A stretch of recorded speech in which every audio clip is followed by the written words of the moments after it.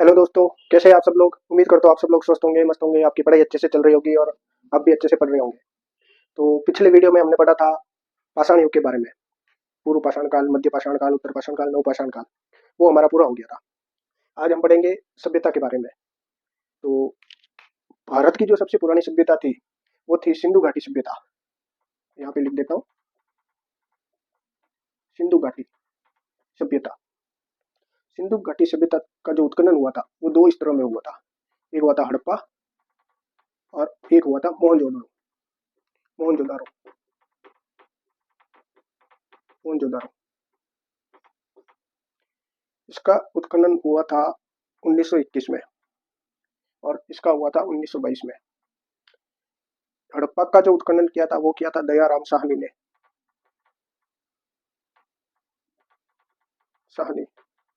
और मोहनजोदड़ो का उत्खनन किया था राखलदास बनर्जी। राखलदास बनर्जी। ये हो गई भारत की सभ्यता की बात। तो हुआ यूं के इन दोनों का जो उत्खनन हुआ था 1921 में, 1922 में। उस वक्त ये भारत की सभ्यताओं में गिनी जाती थी। लेकिन 1947 में आपको पता है हमारा देश आजाद हो गया और भारत के दो टुकड़े हो गए, एक इधर वाला, एक इधर वाला। तो जब देश आजाद हुआ तो ये दोनों सभ्यताएं चली गई पाकिस्तान में। कहाँ चली गई? पाकिस्तान में। पाकिस्तान में। और जब देश आजाद हुआ था तो पाकिस्तान के प्रधानमंत्री थे लियाकत अली खान। लियाकत अली खान। और आपको पता हो तो 1975 में एक फिल्म आई थी दीवार। उसमें एक डायलॉग था, मेरे पास गाड़ी है, बंगला है, बैंक बैलेंस है, तुम्हारे पास क्या है। तो ये डायलॉग तो लोगों को 1975 में पता चला। तो 1975 से पहले लोग क्या बोलते थे। तो जब देश आजाद हुआ ये दोनों हमारी महत्वपूर्ण सभ्यताएं, सबसे पुरानी सभ्यताएं विश्व की, पाकिस्तान में चली गई। तो ये लियाकत अली खान एक बार आया बॉर्डर पे, हाथ में 35 रुपए वाला गिलास लेके, और बॉर्डर पे आके हवा उड़ने लग गया। हवा उड़ने लग गया कि मेरे पास हड़प्पा है, मोहनजोदड़ो है, तुम्हारे पास क्या है। तो 1975 की दीवार फिल्म से पहले ये डायलॉग चलता था जो लियाकत अली खान ने बोला था, तो मेरे पास हड़प्पा है, मोहनजोदड़ो है, तुम्हारे पास क्या है। और उस वक्त हमारे प्रधानमंत्री थे जवाहरलाल नेहरू। जवाहरलाल जवाहरलाल जी नेहरू।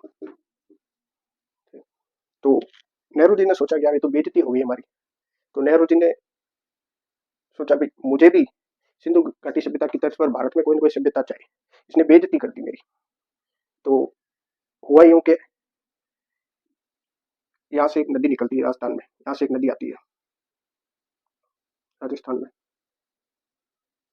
ये तो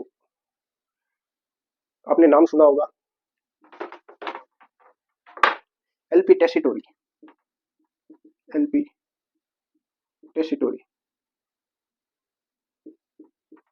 टेसिटोरी। तो ये एलपी टेसिटोरी बाबा जी एक बार क्या कर रहे थे, यहाँ पे टहल रहे थे, इस एरिया में टहल रहे थे, घूमने आए थे। वैसे ये बाबा जी नहीं थे, ये 1914 से लेके 1919 तक बीकानेर रियासत में रहे थे। कौन सी रियासत में? बीकानेर।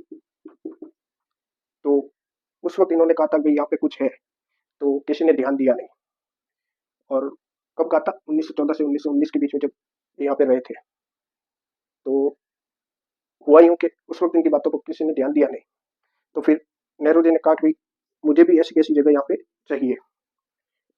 वो हड़प्पा और मोहनजोदड़ो के समकालीन, सिंधु घाटी सभ्यता के समकालीन, भाई इस जगह पे कुछ मिला है तो ये सीमा तो हमने खींची है ना। मतलब इस एरिया का, इस क्षेत्र का कुछ न कुछ हिस्सा तो यहाँ पे भी रहा होगा। तो यहाँ पे खुदाई करो, यहाँ पे कुछ न कुछ मिलेगा। तो सिंधु घाटी सभ्यता का भारत में खोजा गया पहला स्थान, ध्यान रखना, सिंधु घाटी।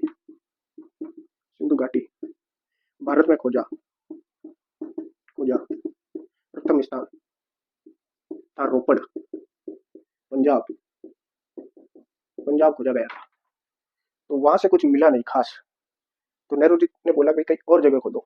वैसे सिंधु घाटी सभ्यता में इन दोनों का कोई रोल नहीं है, तो बस आपको समझाने के लिए बता रहा हूँ। तो फिर नेहरू जी को ये बात याद आई कि यार एलपी टेसिटोरी ने कहा था 1914 से 1919 के बीच में कि यहाँ पे कुछ है, यहाँ पे कुछ है, यहाँ पे कुछ है। तो नेहरू जी को वो बात याद आई।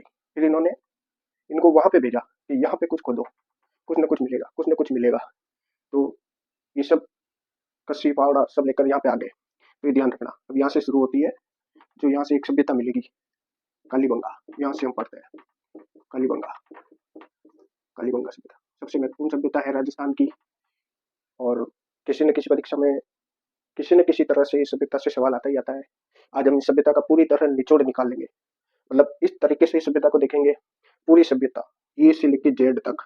मतलब मैं इसमें आपको वो भी बता दूंगा कि भाई 1992 से लेकर आज तक जो जो इसमें क्वेश्चन आए हैं उस सब मैं आपको इसमें बता दूंगा। तो सब यहाँ पे आ गए, यहाँ पे खुदाई शुरू कर दी। तो यहाँ से शुरू होती है हमारी सभ्यता, कौन सी? कालीबंगा। तो देखते हैं कालीबंगा सभ्यता। पहले तो कालीबंगा सभ्यता का समय क्या है?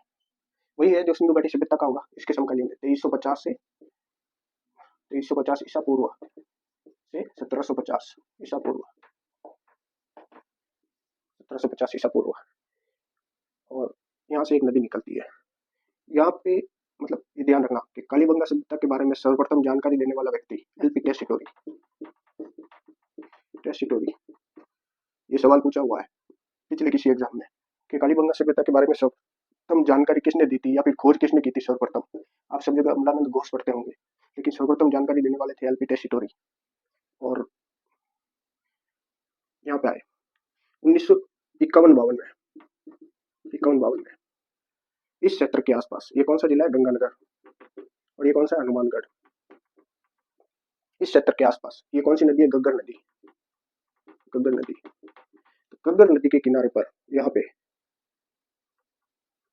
एक सभ्यता मिलती है, कुछ पुराने घर कच्ची ईंटों के, वो सब हम आगे पढ़ेंगे। तो इसका जो पुनः खोज की थी, पुनः खोज वो की थी अमलानंद घोष ने। ये घोष बोल सकते हो, अमलानंद घोष बोल सकते हो, अमलानंद घोष ने इसकी पुनः खोज की थी। और सर्वप्रथम खोज की थी एलपी टेसीटोरी ने। और यहाँ पे उत्खनन कार्य किया था। यहाँ पे आपको एक मजेदार बात बताऊंगा, यहाँ पे उत्खनन कार्य किया था बीबी लाल। बीबी, या कई जगह बीबी भी लिखा हुआ था, बीबी लाल, बीके थप्पर, बीके थप्पर। ये ध्यान रखना, ये दो नाम महत्वपूर्ण है। लेकिन एक बात है, आपने आज तक भी पढ़ा होगा या नहीं पढ़ा है तो आप आगे भी पढ़ेंगे तो मोस्टली चांस है 99% गाइडों में आपको सिर्फ दो नाम लिखे हुए मिलेंगे, बीबी लाल, बीके थप्पर। लेकिन इस कालीबंगा सभ्यता के उत्खनन में 6 लोग शामिल थे। 6 लोगों ने मिलकर उत्खनन किया था। और ये आरएस परीक्षा में पूछा हुआ है कि निम्न में से कौन कालीबंगा के उत्खनन कार्य में सम्मिलित नहीं थे या संबंधित नहीं है, ऐसा कुछ क्वेश्चन था। बीबी लाल, बीके थप्पर, एक था एसपी श्रीवास्तव, एसपी श्रीवास्तव, एक था केएम श्रीवास्तव, श्रीवास्तव, एक और एक श्री डी खरे, श्री एमडी खरे, एमडी खरे। ये 4-5 लोग थे इसमें। और यहाँ पे एसपी श्रीवास्तव की जगह जैन भी लिखा हुआ आ सकता है, एसपी जैन। तो ये 6 लोग थे। 5 ही हुए क्या?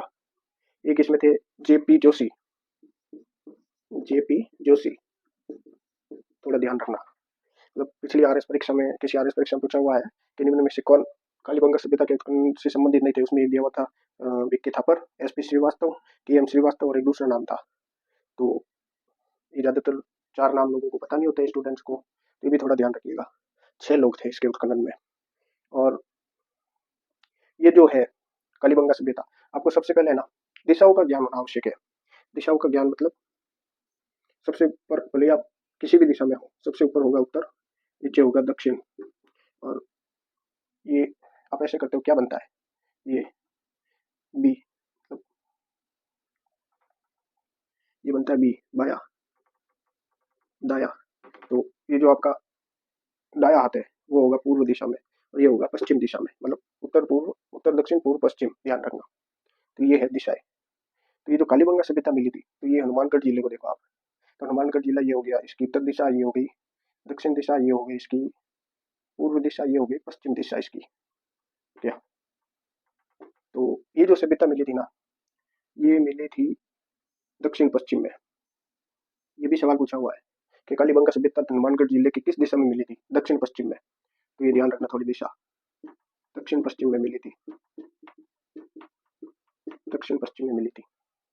और ये जो नदी आ रही है, ये किस नदी के किनारे है? घग्गर नदी के किनारे, मैंने बताया था आपको। और इस नदी को सरस्वती नदी भी बोलते हैं, इस नदी को द्रष्टद्वती नदी भी बोलते हैं, द्रष्टद्वती नदी। लेकिन हमको कैसे पता चला कि भाई ये जो घग्गर नदी है ये हमारी वेदों में लिखी हुई सरस्वती नदी या द्रष्टद्वती नदी ही है? मतलब ये वही नदी है, दूसरी क्यों नहीं हो सकती? मतलब घग्गर नदी सरस्वती नदी का ही अवशेष है, कोई और नदी का अवशेष क्यों नहीं हो सकती? या फिर घग्गर नदी का स्वयं का अस्तित्व क्यों नहीं हो सकता? मतलब हमको कैसे ये बात पता चलती है? तो देखते हैं।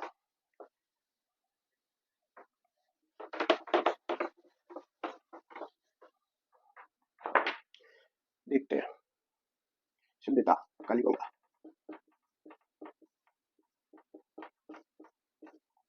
किस नदी के किनारे? घग्गर, सरस्वती या द्रष्टद्वती नदी, घग्गर, सरस्वती या द्रष्टद्वती नदी। तो हमें कैसे पता चला?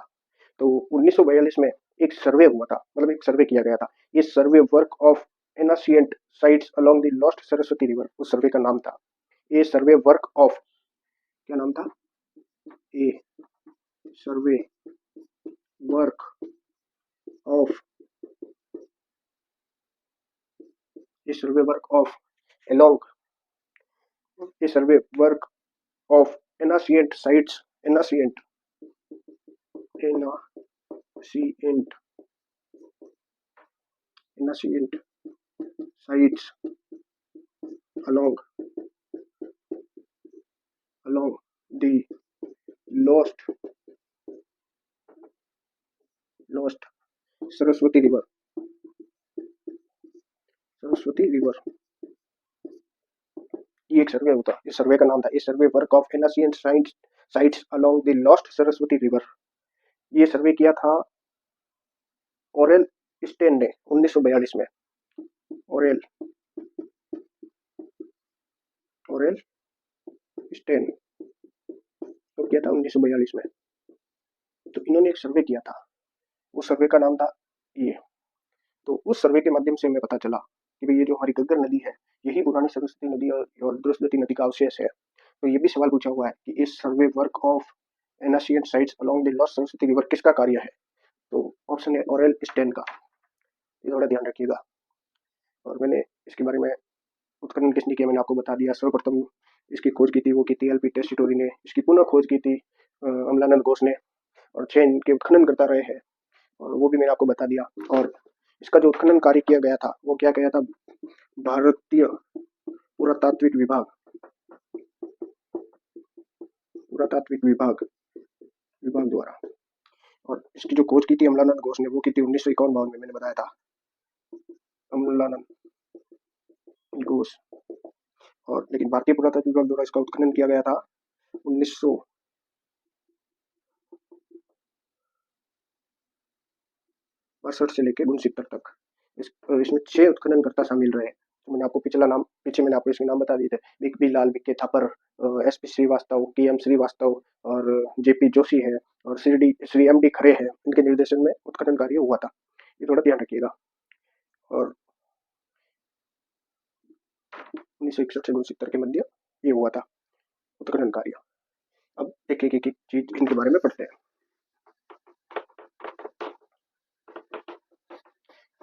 जैसे जैसे मैं लिखते जाऊँ आप स्क्रीनशॉट लेते जाइएगा, और साथ साथ में लिख रहे हो तो बहुत ही बढ़िया है।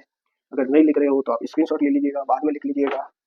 और अगर नहीं भी लिखो तो भी वीडियो को 2-3 बार 4 बार सुन लीजिएगा, आपको ऐसे ही याद हो जाएगा। और अब है कि इसका नाम कालीबंगा कैसे पड़ा? क्यों इसको कालीबंगा कहा जा सकता है? क्यों इसको सफेद बंगा नहीं कहा जा सकता?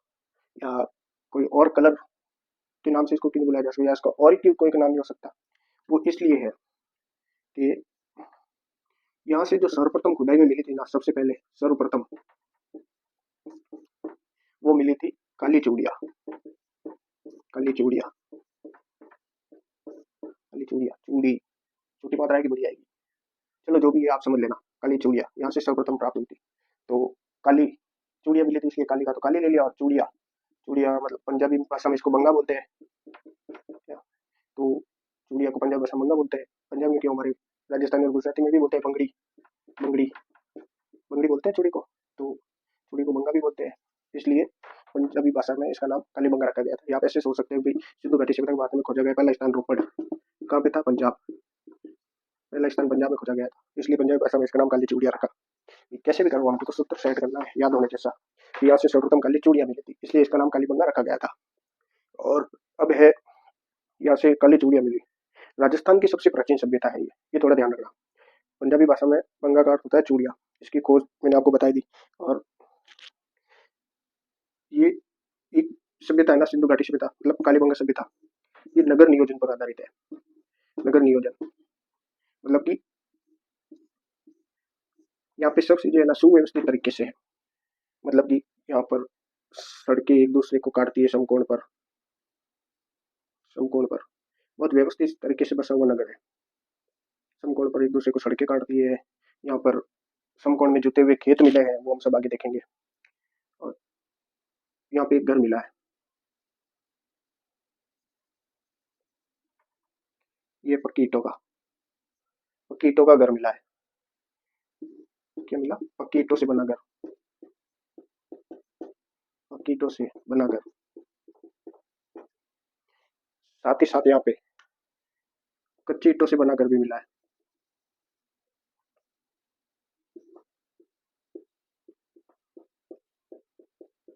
कच्ची ईंटों से बने घर।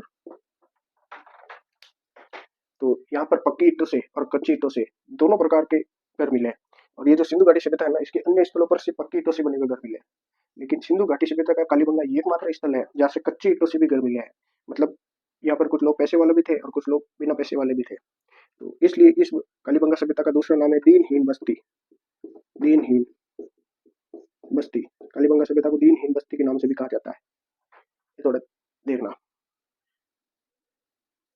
दीनहीन बस्ती कालीबंगा सभ्यता को कहा जाता है।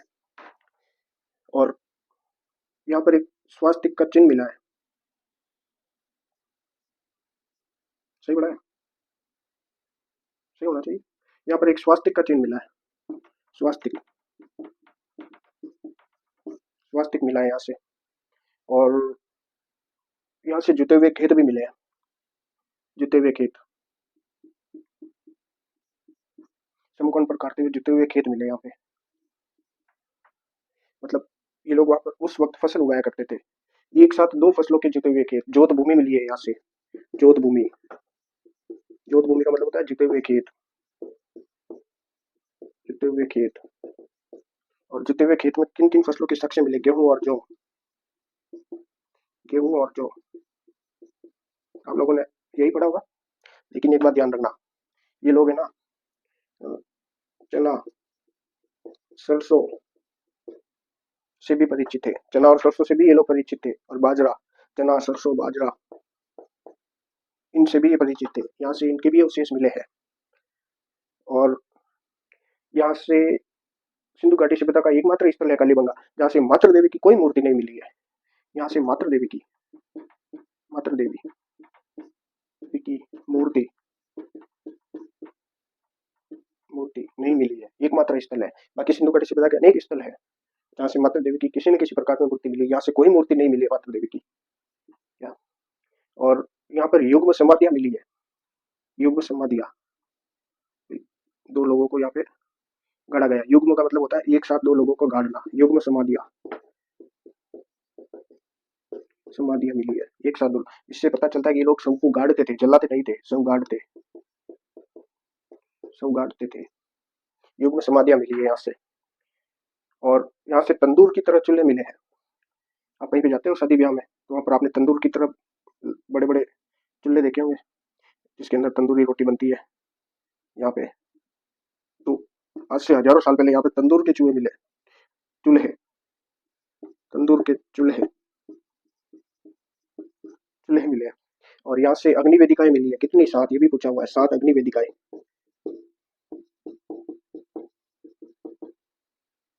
7 अग्नि वेदिकाएं मिली है यहाँ से।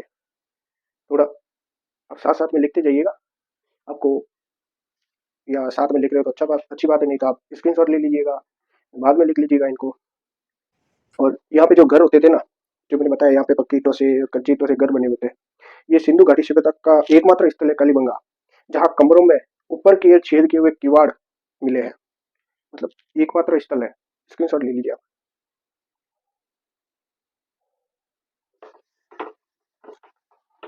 सिंधु घाटी सभ्यता का एकमात्र स्थल है।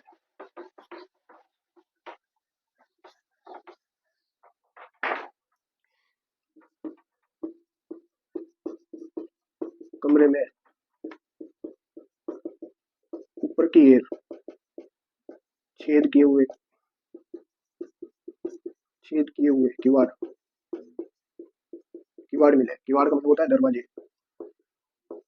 कमरे के ऊपर छेद किए हुए दरवाजे, ये समझ में नहीं आया, ये मैं बताता हूँ।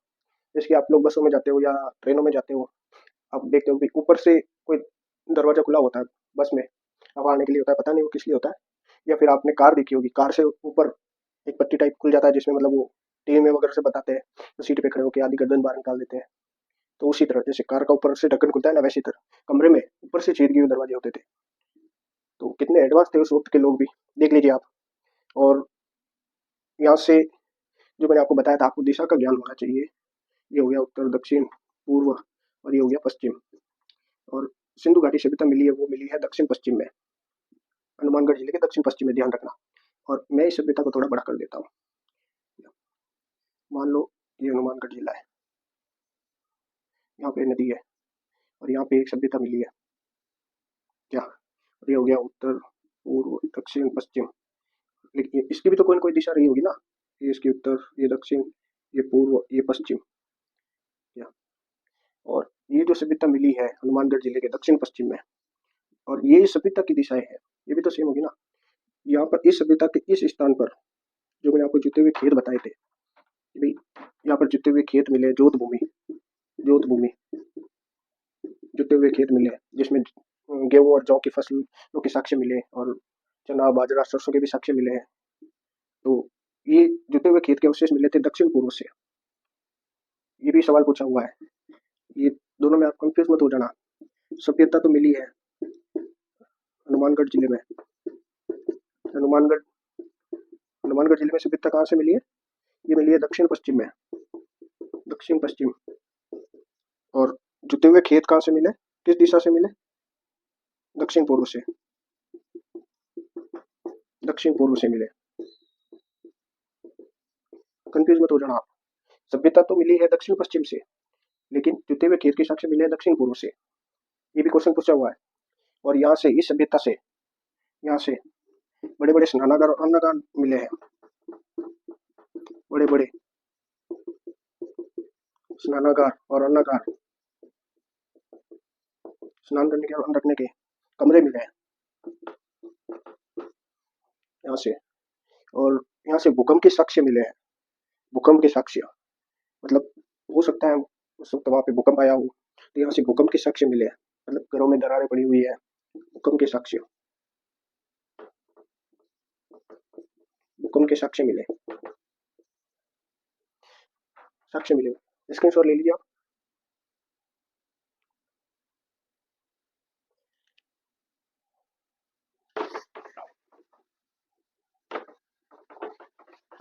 यहाँ से 7 अग्नि वेदिकाएं मिली है। अग्नि वेदिकाएं मतलब हवन कुंड, वो तो आपने लिख के लिया होगा। और यहाँ से वृक्षभ की मूर्ति एवं हाथी दांत का कंगा मिला है। और क्या क्या मिला यहाँ से, वृषभ मूर्ति, हाथी दांत कंगा, और हाथी दांत कंगा, दांत कंगा, हाथी दांत का कंगा भी मिला है यहाँ से।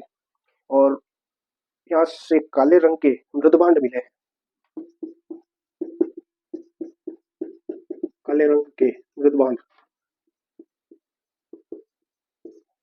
मृदभांड का मतलब होता है बर्तन, मिट्टी से बने हुए। उनकी विशेषता क्या थी, मिट्टी से बने हुए, मिट्टी से बने हुए। और इन पर ज्यामितीय आकार की डिजाइनें थी धरातल पर। धरातल, धरातल का मतलब होता है ये, जैसे कि मान लो कोई घड़ा मिला है, क्या ये कोई घड़ा है, ये होता है इसका नीचे वाला हिस्सा, इसको बोलते हैं धरातल। तो धरातल पर ज्यामितीय आकार की आकृति की डिजाइनें मिली मिली तो सीधा सीधा सवाल पूछा हुआ भी है और पूछा भी जा सकता है कि काले रंग के मृदबांध जिनकी धरातल ज्यामितीय आकार की डिजाइन मिली कहाँ से प्राप्त हुए? मिट्टी के बर्तन, तो कालीबंगा से। और यहाँ यहाँ पे जो मृदबांध मिले हैं वो प्राक हड़प्पा सभ्यता के हैं। प्राक हड़प्पा, ये जो मृदबांध है वो है प्राक हड़प्पा सभ्यता। प्राक हड़प्पा सभ्यता, प्राक हड़प्पा का मतलब होता है हड़प्पा से पूर्व, हड़प्पा सभ्यता से पुराने। मतलब कि इसका जो मैंने समय बताया था 2350 ईसा पूर्व से 1750 ईसा पूर्व, ये बर्तन इससे भी पुराने हैं। ये जो बर्तन मिले प्राक हड़प्पा सभ्यता के हैं और जिन्हें श्रोथी मृदबांध का कहा जाता है। मतलब जो प्राक हड़प्पा के मृदबांध मिले हैं इनको अमलानंद घोष ने जिन्होंने 1951 में पुनः खोज की थी। अमलानंद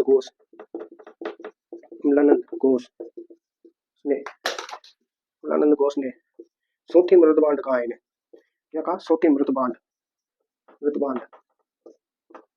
श्रोथी मृदबांध कहा अमलानंद घोष ने। स्क्रीनशॉट ले लीजिए आप। और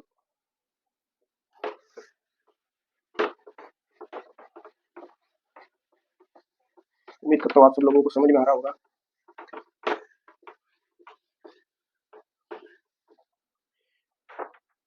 और यहाँ से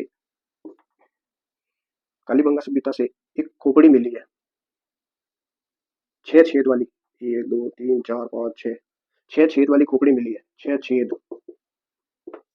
वाली खोपड़ी ऐसा माना जाता है कि भाई ऑपरेशन क्या होगा तो ऑपरेशन की हुई खोपड़ी मिली है। मतलब शल्य चिकित्सा के अवशेष, शल्य चिकित्सा अवशेष मिले। मतलब पुराने समय का एम्स था, AIIMS ऐसे लिखा जाता है ना, इंग्लिश इतनी है भाई साहब मेरी। एम्स या एसएमएस हॉस्पिटल। मतलब आज से 5000 साल पहले लगभग लोग शल्य चिकित्सा में निपुण थे। अवशेष मिले यहाँ से। और सिंधु घाटी सभ्यता में जो मैंने आपको बताया था भी यहाँ पे जो घर थे,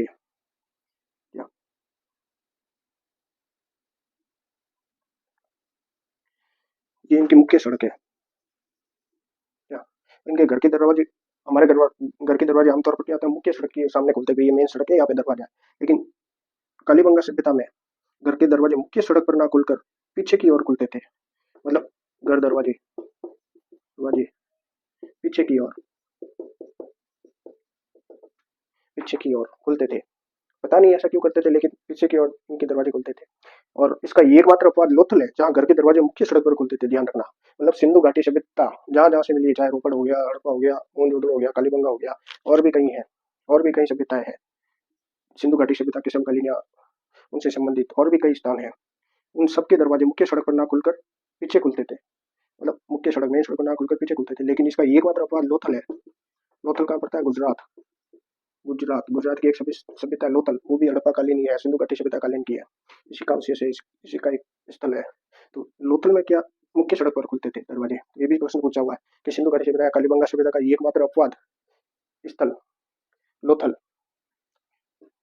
मतलब लोथल में जो सभ्यता थी ना उसके दरवाजे मुख्य सड़क पर खुलते थे।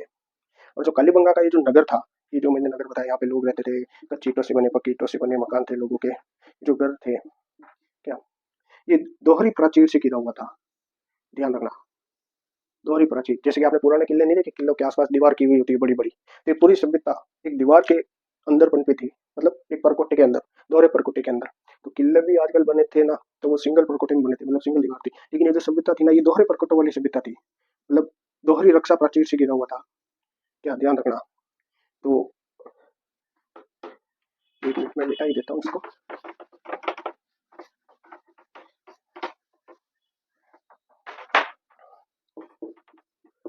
दोहरे परकोटे या दोहरी रक्षा प्राचीर से गिरी सभ्यता। दोहरा परकाटा बना हुआ था, दोहरी रक्षा प्राचीर बनी हुई थी, किलेबंदी के अवशेष, एक तरह से हम देख सकते हैं किलेबंदी के अवशेष। किला कैसे बनता है वैसे, किलेबंदी के अवशेष इस सभ्यता से मिले, किलेबंदी के अवशेष। और ये जो दोहरे परकोटे वाली सभ्यता है वो किलेबंदी के अवशेष के रूप में हमें मिली है। और इसके मतलब पूर्वी भाग को कहा जाता था गढ़ी क्षेत्र, मतलब कि टीले, पश्चिम के छोटे व ऊंचे टीले को, ये पूर्व, ये पश्चिम, मतलब इस सभ्यता कहीं ना कहीं ऐसे थी कि यहाँ से ये ऊपर उठी हुई थी, यहाँ से ये थोड़ी नीचे थी, तो यहाँ से ऊपर उठी हुई थी। तो पश्चिम के ऊपर ऊपरी भाग को गढ़ी क्षेत्र, गढ़ी क्षेत्र या दुर्ग कहा जाता था, गढ़ी क्षेत्र या दुर्ग कहा जाता था। और पूर्वी भाग को नगर क्षेत्र कहते थे। और पूर्वी भाग को नगर क्षेत्र, नगर क्षेत्र कहते थे। पूर्वी भाग को मतलब पश्चिम के क्षेत्र को, ये जो सभ्यता है ना, दोहरे परकोटे या दोहरी रक्षा प्राचीर से गिरी हुई थी, किलेबंदी के अवशेष मिले थे, और इसके पूर्वी मतलब पश्चिम के ऊपरी भाग को गढ़ी क्षेत्र कहते थे। पश्चिम का ऊपरी भाग इसको गढ़ी क्षेत्र या दुर्ग कहते थे। और इसका जो पूर्वी भाग था, पूर्वी भाग के निचले क्षेत्र को नगर क्षेत्र कहते थे। स्क्रीनशॉट ले लीजिए आप, नगर क्षेत्र कहते थे। और ये देश का तीसरा सबसे बड़ा पुरातात्विक स्थल है, ध्यान रखना, देश का तीसरा सबसे बड़ा पुरातात्विक स्थल कालीबंगा, देश का तीसरा सबसे बड़ा पुरातात्विक स्थल है, देश का तीसरा सबसे बड़ा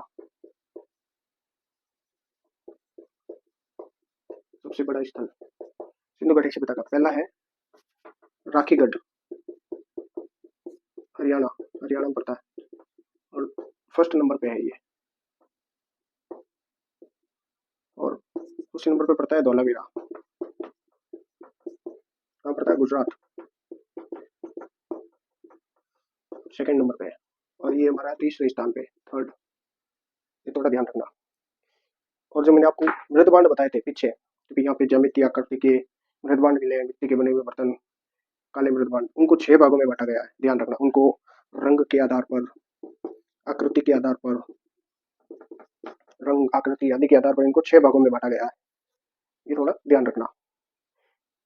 और मैंने आपको बता दिया कि यहाँ पे नगर 2 भागों में विभाजित था, पश्चिमी भाग दुर्गीकृत, पूर्वी भाग अदुर्गीकृत या अदुर्गीकृत को जनवास भी कहते हैं, और पश्चिम के क्षेत्र को गढ़ी क्षेत्र या दुर्ग भी कहते हैं, पूर्वी या बड़े या निचले क्षेत्र को नगर क्षेत्र कहते हैं।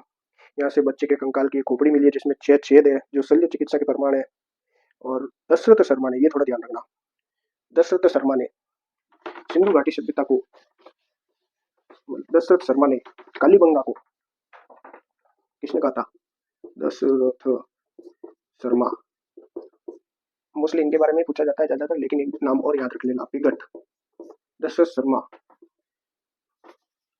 और पिगट, इन्होंने कालीबंगा को तीसरी राजधानी कहा, सिंधु घाटी सभ्यता की तीसरी राजधानी, मतलब दशरथ शर्मा और पिगट ने कालीबंगा को सिंधु घाटी सभ्यता की तीसरी राजधानी कहा, ये थोड़ा ध्यान रखना। और यहाँ पर सड़कें समकोण पर काटती थी। सिंधु घाटी सभ्यता कच्चे मकान का एकमात्र स्थल कालीबंगा है। यहाँ से गाय के मुख आकृति वाले प्याले मिले हैं, ये थोड़ा ध्यान रखना, गाय के मुख आकृति वाले प्याले, गाय के मुख आकृति वाले प्याले, गाय के मुख आकृति वाले प्याले मिले यहाँ से। और यहाँ से मानव का प्रथम पालतू जानवर, मतलब मानव ने, जब से मानव का काल शुरू हुआ है, मानव का समय शुरू हुआ है, जो उन्होंने सबसे पहला जानवर पाला था, मानव का प्रथम पालतू जानवर कुत्ते के अवशेष मिले, गडकरो, मारवाड़ी बोलते हैं इसको गडकरो, पालतू जानवर कुत्ता मिला। मतलब ऐसा है कि ये लोग शायद उस वक्त भी कुत्ते को पालते होंगे। यहाँ से कुछ सिक्के मिले हैं, ये थोड़ा ध्यान रखना, यहाँ से कुछ सिक्के मिले हैं, यहाँ से कुछ सिक्के मिले जिन पर सिक्के के दो साइड होते हैं, एक ये साइड एक ये साइड। तो एक साइड पर तो व्याघ्र का चित्र अंकित है, व्याघ्र, व्याघ्र मतलब शेर, चित्ता उसको बोलते हैं व्याघ्र। और एक साइड में कुमारी देवी का चित्र अंकित है, कुमारी देवी मतलब सिक्के, कुछ सिक्के मिले जिसके एक साइड पर व्याघ्र का चित्र और एक साइड पर कुमारी देवी का चित्र है। और कालीबंगा की लिपि ये थोड़ा महत्वपूर्ण है, लेकिन लिपि से पहले हाँ सिक्के, यहाँ पे सिक्के मिले जिस पर व्याघ्र का चित्र एक साइड में और एक साइड में कुमारी देवी का चित्र, कुमारी देवी का चित्र। और जो सिंधु घाटी सभ्यता की लिपि है जो सिक्कों पर भी मिली है और कुछ और अवशेषों पर भी मिली है, मिट्टी के बर्तनों पर लिखी हुई मिली है। जो सिंधु घाटी सभ्यता की लिपि है वो दाएं से बाएं और लिखी जाती थी, ये मैंने बताया था, ये दाया स्थान है, ये दाया मतलब ऐसे करोगे आप ये क्या बनता है डी, ये ऐसे करोगे आप डी और ऐसे करोगे आप ये बनता है बी, क्या तो जैसे डी बनता है दाया और बी बनता है वो बाया। तो ये लिपि दाएं से बाएं और लिखी जाती थी, मतलब ऐसे लिखी जाती थी, ऐसे लिखी जाती थी, फिर ऐसे लिखी जाती थी, फिर वापस ऐसे लिखी जाती थी, फिर वापस ऐसे लिखी जाती, मतलब ऐसे दाएं से बाएं की ओर लिखी जाती थी, पहले ऐसे फिर ऐसे फिर ऐसे फिर ऐसे, मतलब सांप कैसे चलता है ऐसे ऐसे ऐसे ऐसे ऐसे ऐसे ऐसे ऐसे, इसलिए ये लिपि दाएं से बाएं की ओर लिखी जाती थी। इसलिए इस सिंधु घाटी सभ्यता की लिपि को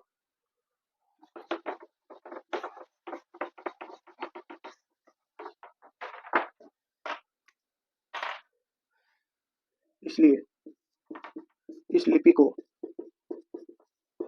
इस लिपि को इसके अलग अलग नाम है लिपि के, सर्पिलाकार, सर्पिलाकार बोलते हैं, सर्पाकार, सर्प के जैसे है इसलिए सर्पिलाकार, सर्पाकार, पृष्ठोफेदम, पृष्ठोफेदम, इस लिपि को सर्पिलाकार, सर्पाकार, बुस्टोफेदम और भाव चित्रात्मक, गोमूत्राकार, भाव चित्रात्मक, गोमूत्राकार, भाव चित्रात्मक, गोमूत्राकार और बुस्टोफेदम, बोस्ट्रोफेदम, बुस्टोफेदम, बोस्ट्रोफेदम यहाँ पे लिख दो, बोस्ट्रोफेदम, बुस्टोफेदम, बोस्ट्रोफेदम इस लिपि को कहा जाता है, आदि इस लिपि के नाम है, मतलब सिंधु घाटी सभ्यता की लिपि के अन्य नाम सर्पिलाकार, सर्पाकार, बुस्टोफेदम, बोस्ट्रोफेदम, भाव चित्रात्मक, गोमूत्राकार इस लिपि को कहा जाता है। और एक बात ध्यान रखना, इस लिपि को अभी तक पढ़ा नहीं जा सका है, पढ़ा नहीं जा सका, पढ़ा नहीं जा सका है, मतलब आज तक इस लिपि को कोई नहीं पढ़ सका है कि आप इसमें क्या लिखा हुआ है या फिर ये क्या कहना चाहती है सिंधु घाटी सभ्यता की भाषा। इसीलिए अगर आपको याद हो तो हाल ही में लगभग 10 से 12 दिन पहले मैंने न्यूज़पेपर में पढ़ा था कि जो तमिलनाडु के सीएम है, तमिलनाडु टीएन, तमिलनाडु के सीएम है एम के स्टालिन, उनका नाम है स्टालिन, उन्होंने हाल ही में एक घोषणा की है कि जो सिंधु घाटी सभ्यता की लिपि को पढ़ लेगा उन्हें लगभग 87 करोड़ रुपए का इनाम दिया जाएगा, 87 करोड़ रुपए, मतलब $1 करोड़ का बोला उन्होंने, लगभग $1 करोड़ मतलब 87 या लगभग 82 लाख ऐसा कुछ है, उनको इनाम दिया जाएगा। अभी हाल ही में 10-12 दिन 15 दिन पहले उन्होंने घोषणा की है, तमिलनाडु के सीएम है एम के स्टालिन, कि जो भी सिंधु घाटी सभ्यता की लिपि को पढ़ लेगा उन्हें ये इनाम दिया जाएगा। और इस लिपि को अभी तक पढ़ा नहीं जा सका है। और एक बात ध्यान रखना, सिंधु घाटी सभ्यता का जो बसी हुई थी ना एकदम सुव्यवस्थित तरीके से बसी हुई थी, मतलब आज भी अगर कोई चाहे ना आधुनिक युग में भी कि मैं सिंधु घाटी सभ्यता की तर्ज पर कोई शहर बसाऊं तो बहुत मुश्किल है, बहुत मुश्किल है। लेकिन आज से हजारों साल पहले, लगभग 5000 साल पहले ये पॉसिबल था। स्क्रीनशॉट ले लीजिए।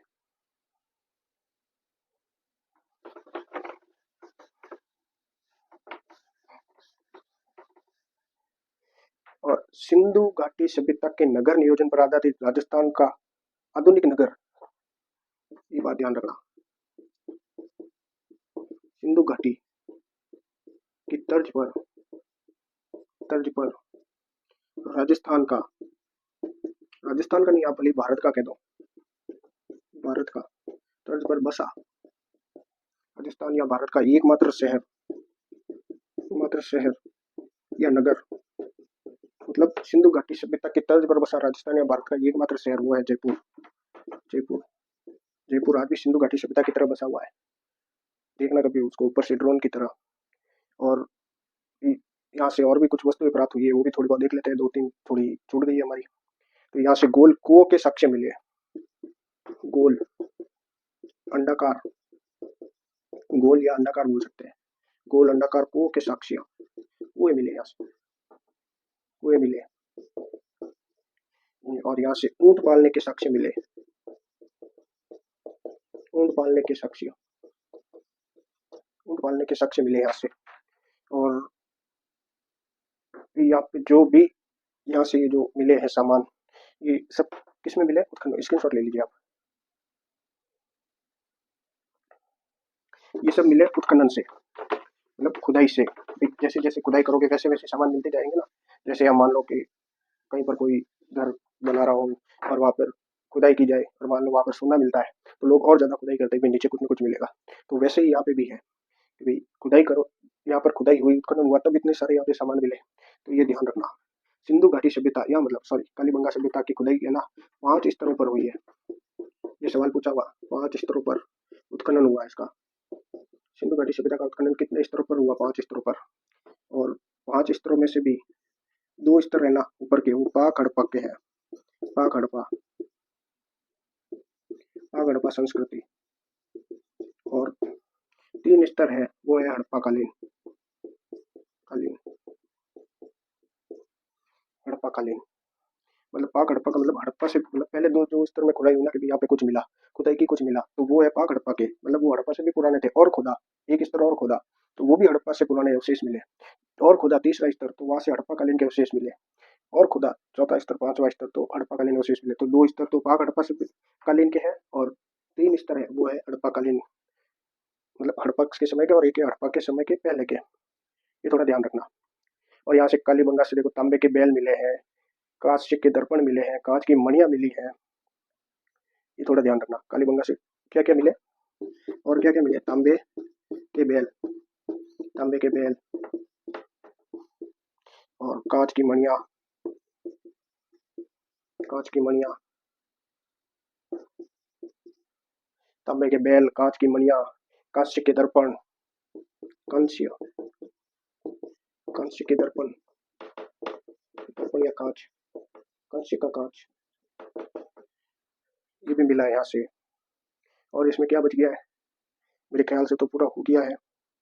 और भी कुछ बचे तो मेरे ख्याल से तो पूरा हो गया है, इसमें और कुछ नहीं बचा है। और अभी इसमें कुछ और बचने लायक है भी नहीं, मैंने जितना भी था पूरा आपको निचोड़ करके बता दिया है। और एक दो छोटी छोटी बातें वो और देख लेते हैं।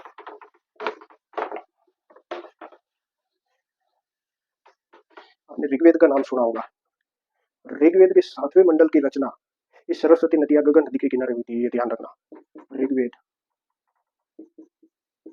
ऋग्वेद के 7वें मंडल, मंडल रचना गगन नदी के किनारे हुई थी, ये थोड़ा ध्यान रखना। और 1985-86 में भारत सरकार ने यहाँ संग्रहालय बनाया है। मतलब ये जो जो भी अवशेष मिले यहाँ से, तो 1985-86 में, 86 में भारत सरकार ने संग्रहालय बना दिया, संग्रहालय बना दिया। कहाँ पे बनाया होगा, हनुमानगढ़ में बनाया होगा। तो संग्रहालय बना भारत सरकार, आप भी जाके ये सब चीजें जो भी मैंने अभी बताई आप वहाँ पे जाके देख के आ सकते हैं, अभी भी उस संग्रहालय में पड़ी हुई है। और थोड़ा इसमें ध्यान रखना, एक वैसे राजस्थान में तो है नहीं, लेकिन राजस्थान के बाहर की है। एक कालीबंगा, कालीबंगा सभ्यता के समान ही एक और सभ्यता कोट दिज्जी या कोट डिग्गी मिली है। मतलब कालीबंगा के जैसी है हूबहू, उसका नाम क्या है, कोट दिज्जी, या फिर इसको कोट डिग्गी, कोट डिग्गी। एक और सभ्यता मिली है किसके समान, कालीबंगा समान, कालीबंगा समान या कालीबंगा के जैसे, जो वर्तमान में कहाँ पे, पाकिस्तान, पाकिस्तान में। ये थोड़ा ध्यान रखना। और बाकी कालीबंगा की तर्ज पर राजस्थान या भारत का एकमात्र बसा हुआ स्थल मैंने आपको बता ही दिया कि जयपुर है हमारा। बाकी तो ये सब पूरा हो गया है। बाकी इसमें और कुछ बचे तो आप नीचे कमेंट करिएगा, जब हम अगला वीडियो बनाएंगे या अगली क्लास में हम उसमें थोड़ा कवर कर लेंगे। बाकी आज के लिए इतना ही। थैंक यू, हमारे साथ बने रहे, चैनल को लाइक करें, सब्सक्राइब करें, धन्यवाद।